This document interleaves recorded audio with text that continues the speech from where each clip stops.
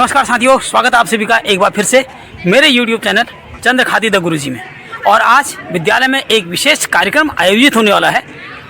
NDRF national disaster response force, जिसे हम राष्ट्रीय आपदा मोचन बल भी कहते हैं, NDRF की टीम आई है, जो कि विद्यालय के बच्चों को विभिन्न प्रकार की आपदाकालीन परिस्थितियों से कैसे निपटा जाए, उसमें क्या किया जाए, इस बारे में जानकारी देने वाली है।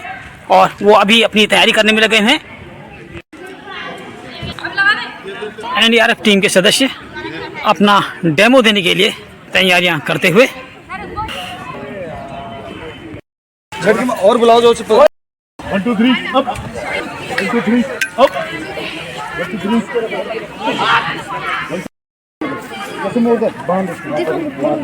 जानते हो एनडीआरएफ के बारे में? क्या है एनडीआरएफ? मैं आपको बता देता हूँ थोड़ा सा एनडीआरएफ के बारे में। NDRF national disaster response force है, जो आपदा के समय पर कार्य करती है। तो एनडीआरएफ की जरूरत क्यों पड़ी, एनडीआरएफ का नाम क्यों है, इसके बारे में थोड़ी सी आपको जानकारी दे देता हूँ। कि पहले आपदा किसको समझते थे? जो कोई अटैक होता था या कोई उग्रवाद होता था उसको आपदा समझते थे। या आपदा वो ये नहीं, आपदा है भूकंप है, अर्थक्वेक हो गया या कोई बिल्डिंग कोलैप्स हो गई या कहीं फ्लड आ गया तो उसको आपदा बोलते हैं। तो सन 2004 में पता है, जैसे आपको कुछ सुनामी आई थी, 2001 में भूकंप आया था, तो कोई भी ऐसा संगठन नहीं था कि उसको बचाने के लिए। तो उसके लिए एक स्पेशल फोर्स का गठन किया गया, जो कि 2005 में एक एक्ट आया जिसके तहत एनडीआरएफ का गठन हुआ और 2006 में ये एस्टेब्लिश हुई। तब हमारी 5 बटालियन थी और आज की तारीख में हमारी 16 बटालियन है, जो पूरे देश में। तो आपको थोड़ा जो बेसिक लाइफ सपोर्ट है, बेसिक लाइफ के बारे में, जैसे CPR है, FBO है, थोड़ा बहुत माउंटेनिंग है, रॉक रेस्क्यू का हमारी टीम के द्वारा डेमोन्स्ट्रेशन करके दिखाया जाएगा। तो आप उसको बहुत अच्छे से देखें और उससे आपको कई चीजें की जानकारी मिलेगी। तो कृपया करके ध्यान से सुने। धन्यवाद। एनडीआरएफ क्या है? अब एनडीआरएफ का काम कहाँ वो हो जाता है। हमारा मेन मकसद क्या है स्कूलों में आने का, कि जब आपदा आती है तो वहाँ का क्या होता है, प्रभावित होते हैं, तो वहाँ पे हमारी टीम जाने में क्या होता है, टाइम लगता है। तो इसलिए हम फर्स्ट रिस्पॉन्डर का काम कौन करते हैं? जो वहाँ पे आप लोग हो या जो वहाँ की जनता है वो करते हैं। तो फर्स्ट रिस्पॉन्डर में जैसे अब वो आ गया, भूकंप आ गया। भूकंप आएगा तो क्या होगा? चोट लगेगी, दबेंगे, खून बहेगा। तो सबसे पहले किस टॉपिक बात है? ब्लड कंट्रोल करने में। ब्लड कंट्रोल सबको पता है हमारे शरीर में कितना वो रहता है, ब्लड 5 से 6 लीटर रहता है। अगर 1 से 1.5 लीटर ब्लड निकल जाए तो क्या हो जाएगा? आदमी शॉक में जाने से क्या हो सकती है, उसकी मृत्यु हो सकती है। तो इसलिए क्या करना है, ब्लड कंट्रोल बहुत जरूरी है। ब्लड कंट्रोल करना है तो उसके लिए 3 मेथड आते हैं। एक है डायरेक्ट, एक एलिवेशन, तीसरा प्रेशर पॉइंट। तो जब आर्टरी या वेंस कुछ भी कट जाए, कैपिलरीज कट जाए तो क्या होगा? खून निकलेगा। तो खून निकलने के बाद आपने क्या करना है, जहाँ पे कट आया तो क्या करना करोगे आप? पहले दोगे डायरेक्ट प्रेशर। डायरेक्ट प्रेशर में क्या है, कोई भी साफ कपड़ा लोगे, सीधा जो भाग कटा है उस पर क्या करोगे, सीधा दबा दोगे। उसको बोलते हैं डायरेक्ट प्रेशर। दूसरा होता है एलिवेशन। एलिवेशन थोड़ा हार्ड लेवल से उसको क्या कर दोगे, ऊपर कर लोगे। और तीसरा होता है प्रेशर पॉइंट। हमारे बहुत विभिन्न शरीर में क्या है, प्रेशर पॉइंट है। हाथ में है, रेडियन में है, कैरोटिड है, फ्यूमरल है, टिबिया फिबुला है और डोर्सल पेरलिस है। तो क्या करना है आपने, उस प्रेशर पॉइंट को क्या करना है, कुछ सेकंड के लिए दबा देना है। जिससे क्या होता है कि 5 से 6 मिनट में क्या हो जाता है, ब्लड क्लाउड हो जाता है, थक्का बन जाता है। फिर उसके बाद क्या करोगे, आपने जहाँ पर डायरेक्ट प्रेशर दिया तो उसको स्टेबलाइज करने के लिए क्या करोगे, उसको बैंडेजिंग। अब बैंडेजिंग करने के लिए कोई से भी आप ट्रेंगुलर बैंडेज ले लो या साफ कपड़ा ले लो, उससे क्या करना है आपने, बैंडेजिंग करनी है। बैंडेजिंग करते समय ध्यान देना कि क्या इतना टाइट भी ना बांधो कि जो आगे के ब्लड वो है, अपने कोशिका टिश्यू तक है, वो क्या हो जाए, खराब हो जाए और वहाँ क्या हो जाए, साइनोसिस पड़ना शुरू हो जाए और खराब होकर क्या वो गैंग्रीन में पहुंच जाता है। फिर तो उसको कैसे ले जाओगे आप, जिसकी रीढ़ की हड्डी फ्रैक्चर हो जाए, किसी का रीढ़ केस टूट जाए, तो उसको ऐसा तो ले नहीं जा सकते चला के। तो आपने क्या करना है, जो वहाँ के संसाधन है, जैसे आपके घरों में कंबल है, चादर है, तो उसको क्या करना है, आसानी से क्या करना है, 2 बराबर भागों में फोल्ड कर देना है। उसके बाद आपने एक कोई सी भी लकड़ी ले लो, उस लकड़ी को क्या करना है आपने, उसके अंदर जहां से फोल्ड हो उसमें डाल देना है।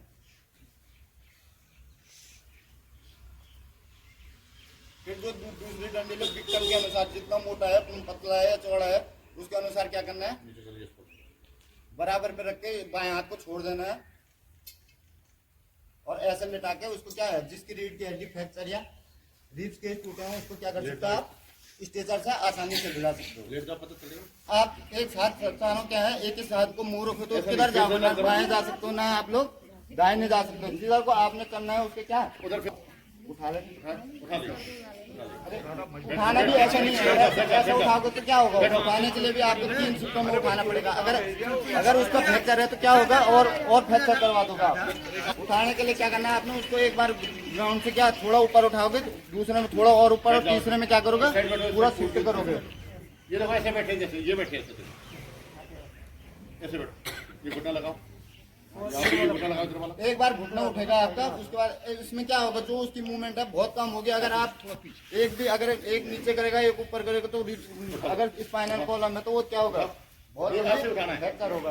आराम से नहीं गिरेगा और रखना है बराबर, और ऐसे आसानी से क्या एक स्थान से दूसरे स्थान तक को क्या कर सकते हो आप, ट्रांसपोर्ट करा सकते हो। मतलब अब आपने क्या करना है, जब आप आर्टिफिशियल वेंटिलेशन दोगे तो आपके पास सीपीआर मास्क नहीं होगा, लेकिन आपने क्या करना है, हल्का सा कोई भी कपड़ा है, गोश्त पीस जो आपके पास वहाँ पे अवेलेबल है, उसके मुंह पे रखते हुए क्या करना है, उसको 2 बार ब्रीथ देना है। ब्रीथ कैसे देना है, उसके पहले नाक और ठुड्डी को, नाक को पिंच करना है और मुंह क्या करना है, उसके चिन को खोलना है। उसके बाद जैसे ही लंग्स में हवा भरेगा, पहले अपने पूरे फेफड़े में क्या करेगा, वो एयर को लेगा, फिर उसके बाद देगा। तो जरूर नहीं ये आपके पास हो, अगर आपके पास हैंकी है तो उससे भी रख सकते हो। उससे क्या है कि उसके जो अंदर की जो बीमारी है तो सांस के द्वारा ना ऐसे ही लगाते हैं इसको, ऐसे पिंच करोगे और क्या करेगा, अगर आप पिंच नाक उसकी पिंच नहीं करोगे तो ऑक्सीजन क्या है, आप भले माउथ टू माउथ दे रहे हो लेकिन क्या होगा, उसका ऑक्सीजन नाक से बाहर निकल जाएगी। इसलिए क्या करना है, आपने ब्रेन सेल तक क्या पहुंचाना है, उसका ऑक्सीजन पहुंचानी है। तो ये कम से कम 1 मिनट में कम से कम 100 बार तो क्या करना है, उसकी मूवमेंट को कम कराना है। तो इसलिए स्प्लिंटिंग की जाती है। स्प्लिंटिंग कैसे करना, मान लो इसका टीबिया फिबुला टूटा है तो आपने क्या करना है, इस हाथ की मूव को क्या करना है, कम करना। तो आपने क्या करना है, सीधे 2 रजिस्टर लेना है और रजिस्टर को ऐसे रख देना है, एक ऊपर नीचे, एक नीचे से। फिर आपने ट्रेंगुलर बैंडेज लेना है या कोई सा भी, बट आप जो जहाँ पे संसाधन उपलब्ध है तो उस पास रुमाल होगा या कुछ भी होगा, जैसे बच्चों के पास उसको क्या करना है, उसको जोर से बांध देना। क्या इससे बांधने से क्या होगा कि उसकी मूवमेंट क्या हो जाएगी, कम हो जाएगी। उस स्थान की क्या हो जाएगी, मूवमेंट कम होगी तो वो क्या होगा, जो हड्डी फ्रैक्चर है उसको घाव ज्यादा नहीं होगा।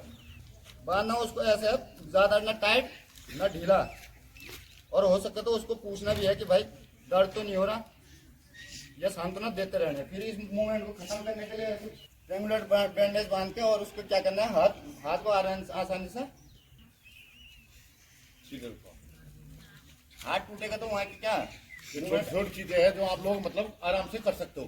क्या कर दोगे, इस मूवमेंट को आप क्या कर दोगे, कम कर दोगे। इससे क्या करते हैं, माउंटेन क्या होता है, ये आपने बाढ़ से पहले क्या करनी है, तैयारी करनी है। बाढ़ जब आएगी तो उससे क्या है, जब तक आपने वहाँ पे कैसे, अगर कोई रिस्पोंडर टीम नहीं पहुंच पाती तो आपने कैसे उस बाढ़ में क्या करना है, अपने आप को बताना है।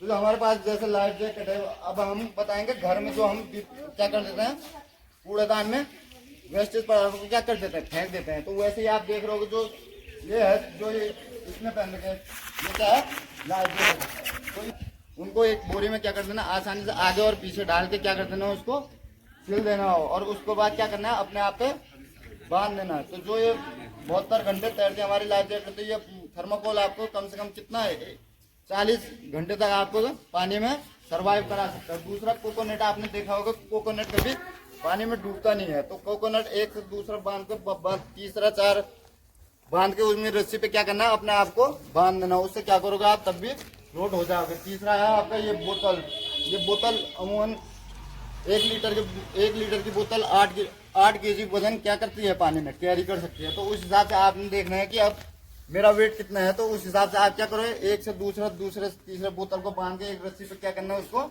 अपने पे बांध देना। बांधना ऐसा है कि उसका मुंह क्या हो, हमेशा नीचे की ओर रहे। नीचे के ओर रहने के 2 वो है उसके बीच। अगर यदि गलती से उसका कैप खुल भी जाता है तो क्या होगा, पानी उसमें क्या होगा, भरेगा नहीं। और उसके बाद क्या होगा, ये आसानी से क्या कर सकता है, फ्लोट कर सकता है। इसके बाद इनके अलावा भी अतिरिक्त वो भी होते हैं, जैसे हम ये गाड़ियाँ ट्यूबलेस टायर आ रहे हैं, उनकी मदद से भी क्या कर सकते हैं, फ्लोटिंग डिवाइस बना सकते हैं। बच्चों को तैयार करती हुई, ताकि अगर कोई विषम परिस्थिति आ जाए तो कैसे एनडीआरएफ काम करती है, इस बात को समझाया जा सके। प्रीति नेगी अपना डेमो देने के लिए तैयार हैं और वो इस रस्सी की सहायता से नीचे उतर के जाएंगी, जो कि ये बताता है कि विभिन्न आपदा की स्थिति में किस प्रकार से आपदाग्रस्त लोगों को सुरक्षित बाहर निकाला जा सकता है। प्रीति, कैसा लग रहा है? एक्साइटमेंट लग रहा है? Sir yes. अच्छा लग रहा है? हाँ। और तेरा नाम?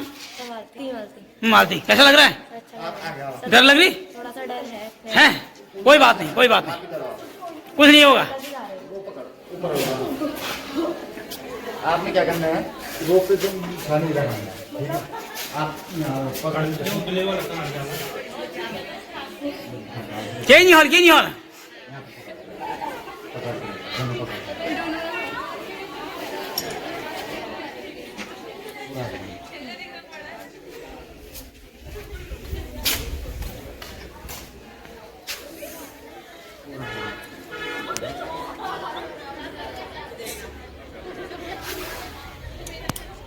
आपने क्या करना है, इस अंगूठे से क्या करना है, यहाँ से नहीं,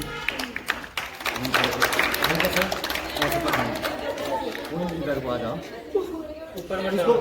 इसको नहीं पकड़ना, इसको पकड़ना है आपने, या ऐसे खोल देना सर, खुले रखना चाहिए। बैठो आप, बैठो, बैठ जाओ, बैठ जाओ, अरे बैठ जाओ, बैठ जाओ, बैठ जाओ, बैठ जाओ, बैठ जाओ। हाँ, कुछ नहीं बैठो, बैठो, बैठो, आप नीचे बैठो, नीचे बैठ जाओ, छोड़ो, छोड़ो, हो गया, चलो, चल लटक ले, आराम से लटक ले। हाथ फैला दो, हाथ फैला दो, थोड़ा कर दो हाथ। हाँ, तैरते हुए जाएगी, तैरते हुए। सर पीछे, हाँ, हाथ चौड़ा कर लो, हाथ चौड़ा कर लो। Very good, very good. हाथ चौड़ा कर लो, देखो कितना आसानी से मारा है। ये आपदाग्रस्त व्यक्ति को ऊंची बिल्डिंग से या पहाड़ी से नीचे उतारा जा रहा है। पकड़ना, पकड़ना, हाथ फैलाओ, हाथ फैलाओ, हाथ फैलाओ।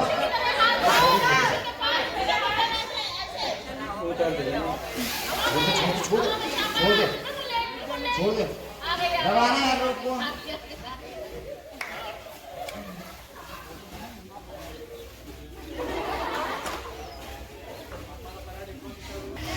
सर, आपका शुभ नाम? यशवीर सिंह। यशवीर सिंह। और आप? सर नीरज। थैंक यू, बहुत बहुत धन्यवाद आपका। विद्यालय में आप आए और बच्चों को डेमो दिया।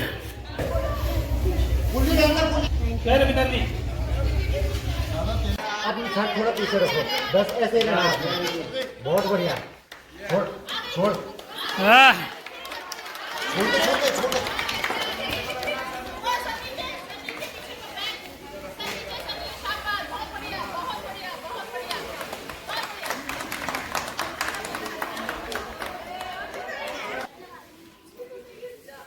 और इस तरह से सुरक्षित रूप से एक आपदाग्रस्त व्यक्ति को जमीन पर उतार दिया गया है।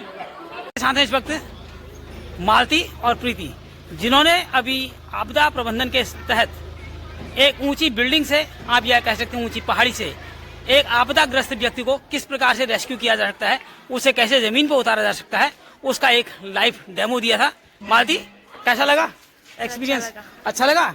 डर नहीं लगी? बिल्कुल सर थोड़ा सा लगी। थोड़ा सा लगी। और प्रीति, कैसा लगा? बहुत अच्छा लगता है, बहुत। हाँ, बताओ। जब शुरू से आते तो थोड़ा सा डर लगता है, भाई नीचे आने में नहीं लगा। नीचे आने में नहीं लगा? नहीं। अगर दोबारा करने को कहेंगे कर देगी? Yes sir. अगर ऐसी किसी को बचाने का मौका मिलेगा तब यस सर। बचा लेंगी? Yes sir. चलो, बहुत बढ़िया, बहुत बढ़िया। साथियों, आज विद्यालय में एनडीआरएफ टीम के सदस्यों ने इंस्पेक्टर अमृतलाल मीणा के नेतृत्व में विद्यालय के छात्रों को आपदा प्रबंधन से संबंधित विभिन्न टिप्स दिए और कई लाइव डेमो उनके सामने किए। इस बात के लिए मैं आपदा प्रबंधन टीम का तहे दिल से धन्यवाद ज्ञापित करता हूं। उम्मीद है आपको आज का यह ब्लॉग पसंद आएगा।